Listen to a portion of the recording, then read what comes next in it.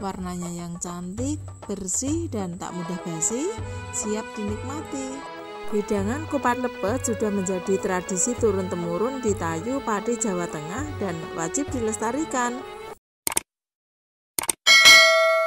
Assalamualaikum warahmatullahi wabarakatuh. Jumpa lagi dengan Bu Jar, masih dalam suasana lebaran, dan hari ini tepatnya seminggu setelah lebaran itu di daerah Pati atau di daerah Tayu ada tradisi lebaran ketupat. Biasanya kami membuat ketupat dan lepet. Nah, kalau ketupat itu berasal dari beras yang dibungkus dengan janur kelapa, tapi kalau lepet itu berasal dari beras ketan yang dikasih kelapa parut, kemudian dibungkus dengan daun kelapa juga, tapi bentuknya memanjang. Nah, persisnya gimana? Mari kita ikuti kegiatan belajar berikut ini. Ini adalah beras ketan yang sudah direndam kurang lebih 3-4 jam. Ini beras ketannya 1 kg ya, dan dikasih 2 butir kelapa parut yang sudah dikupas kulitnya ya, kemudian diaduk seperti ini, dikasih garam secukupnya sampai rasanya itu pas ya. Nah, setelah tercampur rata seperti ini, kemudian kita bersiap membungkus dengan daun kelapa. Sebelum kita memulai membungkus lepet, kita harus persiapkan juga ya tali yang terbuat dari bilah bambu yang diirat kecil-kecil seperti ini. Dan kita mulai saja ya membungkusnya. Mula-mula daun kelapa muda atau janur ditekuk menjadi bentuk perahu seperti ini ya pemirsa. Pokoknya kita mengira-ira saja ya. Nah, diisi bagian tengahnya dengan beras ketan yang sudah dicampur dengan kelapa parut, dan setelah dirapikan, ini jangan terlalu ditekan-tekan ya, biar nanti lepetnya itu tidak terlalu keras. Nah, kita mengikatnya nggak usah terlalu kencang atau jangan terlalu ditekan ya pemirsa, agar masih ada ruang untuk beras ketannya nanti bila sudah mekar. Karena kalau beras ketan ini nanti direbus kan mekar tuh ya, jadi hasilnya nanti lepetnya itu tidak akan keras. Kemudian kita ikat dengan tali yang sudah disediakan seperti ini ya pemirsa. Nah, 1 buah lepet biasanya diikat dengan 4 tali ya, jangan 3 ya, kalau 3 nanti rasanya seperti pocong. Membungkus lepet ada beberapa versi ya pemirsa. Ada yang seperti dilakukan Bu Jar ini, ada juga yang dibentuk lepet dengkul, yaitu lepet dengan kedua sisi sama. Kalau ini kan bentuknya runcing atau kerucut ya, tapi kalau lepet dengkul itu kedua sisinya itu sama.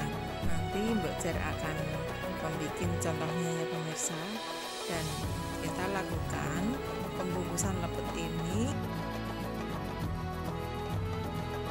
hingga semua beras ketannya terbungkus menjadi lepet semuanya. Biasanya membuat lepet ketan ada juga yang dikasih campuran dengan kacang tunggak atau kacang rolo ya pemirsa, tapi kali ini Bu Jar membuat lepet dengan original, yaitu cuma tepung beras yang dikasih dengan parutan kelapa dan garam secukupnya. Membuat kupat lepet juga tidak hanya pada tradisi lebaran saja ya pemirsa, tapi di setiap acara adat misalnya pernikahan, khitanan, selapan bayi, tingkeban atau 7 bulanan, pasti ada tradisi membuat ketupat dan lepet ini. Dan ketupat serta lepet adalah satu kesatuan yang tidak bisa dipisahkan. Di mana ada kupat, pasti di situ ada lepet. Nah, sekarang Bu Jar mau memberi tutorial gimana caranya membuat lepet dengkul. Caranya ditekuk kedua ujung hingga berbentuk seperti ini ya pemirsa. Diikat juga hingga kedua sisinya rapi. Alhamdulillah Mbak Jar sudah berhasil membuat lepet dengan 2 macam ya. Dan di daerah lain ada berbagai macam bentuk lepet menurut daerah kita masing-masing. Ada juga yang dibungkus dengan daun pisang atau daun pandan, dan juga daun siwalan atau daun lontar. Kira-kira nanti anak cucu kita ada gak ya yang masih mau menekuni atau membuat lepet seperti ini? Kayaknya generasi muda tuh pengennya yang simpel dan praktis ya. Males kalau yang ribet-ribet seperti ini. Semoga saja tradisi membuat lepet dan ketupat di hari Lebaran masih menjadi tradisi kita ya. Nguri-nguri kebudayaan Jawi dan tradisi leluhur adalah bagian dari budaya kita. Alhamdulillah ini adalah lepet terakhir, dan setelah semua selesai dibungkus, Mbok Jar bersiap merebus lepetnya. Nah, sebelum direbus kita buang dulu batang lidinya supaya nanti gampang untuk mengikatnya. Nah, kenapa harus diikat? Supaya nanti memudahkan bila lepetnya sudah matang untuk digantung ya. Setelah semua lepetnya ini selesai dibuang lidinya, Mbok Jar mengikat lepet-lepet ini berjumlah 55 ya. Hal ini agar nanti untuk memudahkan lepet ini digantung setelah direbus. Kenapa harus digantung? Supaya lepet-lepet ini nantinya tahan lama dan tidak mudah basi. Kalau airnya tiris kan lepetnya jadi awet ya pemirsa. Nah, setelah semua diikat 55 seperti ini, Mbok Jar bersiap untuk merebusnya. Dan untuk merebus lepet ini kita didihkan air dulu ya pemirsa. Didihkan air dalam dandang atau kuali yang besar agar nanti kita merebus lepetnya itu longgar ya. Dan kita masukkan lepet dalam air mendidih agar